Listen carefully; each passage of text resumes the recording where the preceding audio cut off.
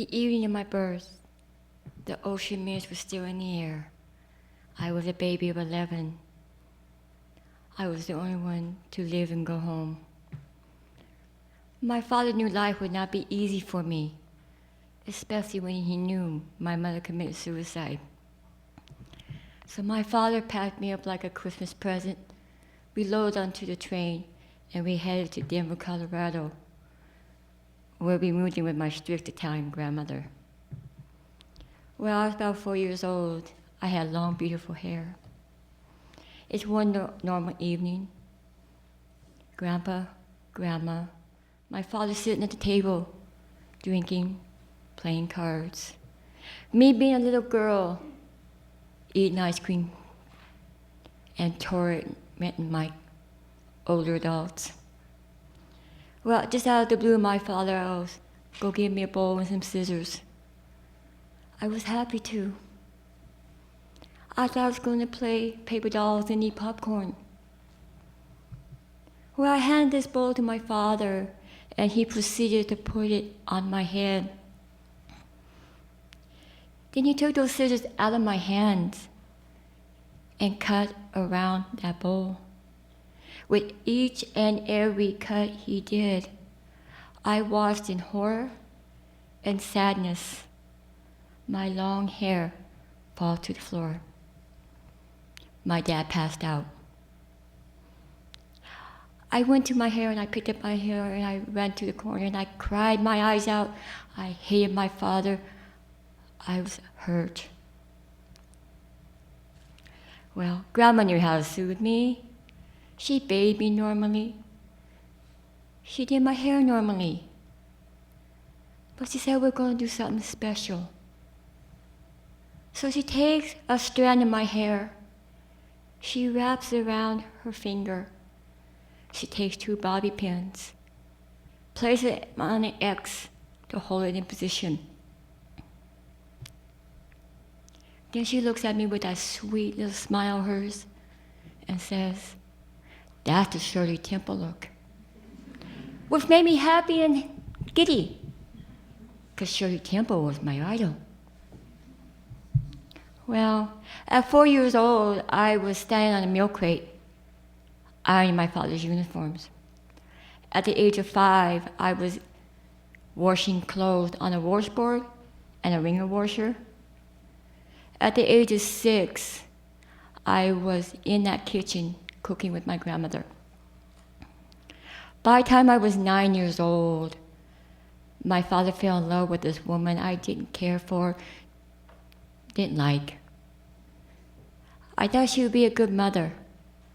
I found out she wouldn't. She didn't want me. She hated me.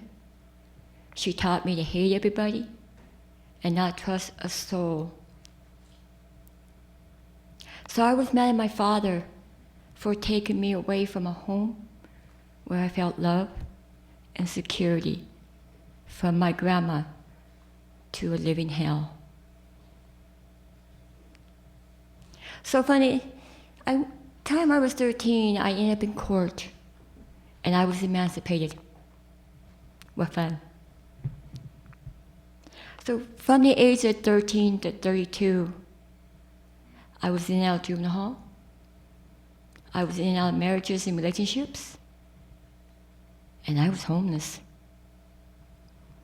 So when I was 32, I happened to look at my life, and I did not like what I seen. It scared the crap out of me. I thought I needed to change, or I was going to be where my father was, a prison cell no bigger than a bread box. So I packed my little bags and headed North Dakota to the 1997 flood in Grand Forks, where I had to work to feed my diet of cigarettes and Coca-Cola. Now, while on this job, I met this guy. He had long, beautiful hair and tattoos. You know, I really love those guys. Well, when he was near me, my heart fluttered, and I felt like a schoolgirl again. But when he walked away, My heart sank. I watch him walk and I pray for him to come back. Well, anyway, at the end of the day, I loaded this yellow school bus. Nobody sat with me. I felt like I had the plague or something. Well, this guy with long hair and tattoos stands there. Can I sit down? I was happy and shocked to see him. I said, sure, why not? After we talked for a while, he looked at me with the biggest, bluest eyes that I have ever seen in my life.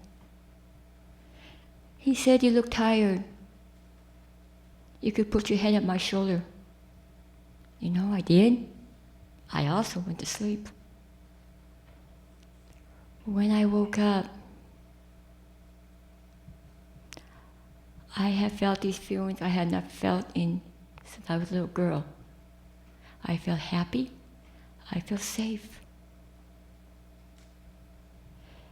Like a butterfly emerging from the cocoon. But I gotta tell you, 20 years later,